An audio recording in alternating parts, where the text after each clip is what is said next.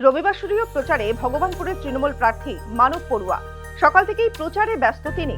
মন্দিরে পুজো দিয়ে ভোটারদের সঙ্গে সরাসরি জনসংযোগ করেন। কর্মী সমর্থকদের উচ্ছ্বাস ছিল চোখে পড়ার মতো।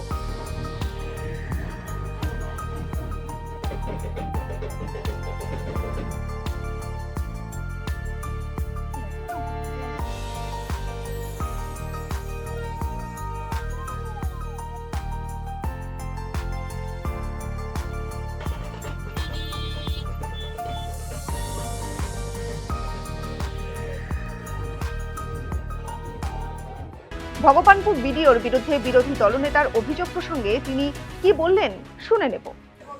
উনি রাজ্যের বিধানসভার বিরোধী দলনেতা। উনি খুব বড় মাপের নেতা। স্বাভাবিক কারণে মুখবেড়িয়ার এই কর্মী সম্মেলনে উনি আমাকে নিয়ে কি বক্তব্য রেখেছেন কিংবা পুলিশ প্রশাসনকে নিয়ে কি বক্তব্য রেখেছেন আপনাদের মাধ্যম দিয়েই শোনা। আমি প্রচারে ব্যস্ত ভগবানপুর অঞ্চলে। আমি এইটুকুনি বলতে পারি, উনি যা যা অভিযোগ করেছেন সবটাই উনি নিজে থেকেই অবগত।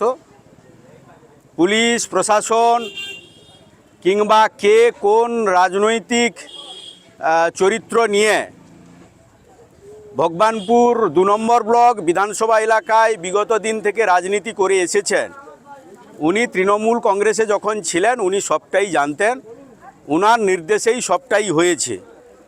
আজকের দিনে উনি যা বক্তব্য রাখছেন আমি মনে করি বিধানসভার বিরোধী দলনেতার সমূহ প্রশ্নের উত্তর।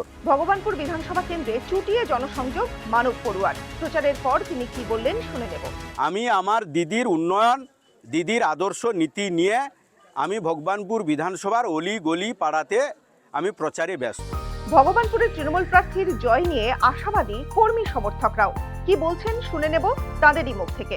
বিধানসভার ভোটে আমরা কমপক্ষে ৩০,০০০ করে ভোটে আমরা আমাদের প্রতিদ্বন্দ্বিতাকে আমরা জয় করাবো। ২৬শে বিধানসভা নির্বাচনে পশ্চিম বাংলা জুড়ে মহামানবিক মুখ্যমন্ত্রী মমতা বন্দ্যোপাধ্যায়ের যে প্রকল্পগুলো সীমাহীন তার প্রভাব পড়বে। বিশেষ করে আমাদের পাড়া আমাদের সমাধান, যুবসাথী, লক্ষ্মী ভাণ্ডার, কৃষক ভাতা থেকে শুরু করে যে একগুচ্ছ প্রকল্প মমতা বন্দ্যোপাধ্যায় আপামর বাঙালির জন্য, বাংলার জন্য রূপায়ণ করেছেন, তার প্রভাব নিশ্চিত বিধানসভা ভোটে পড়বে। আমরা আশাবাদী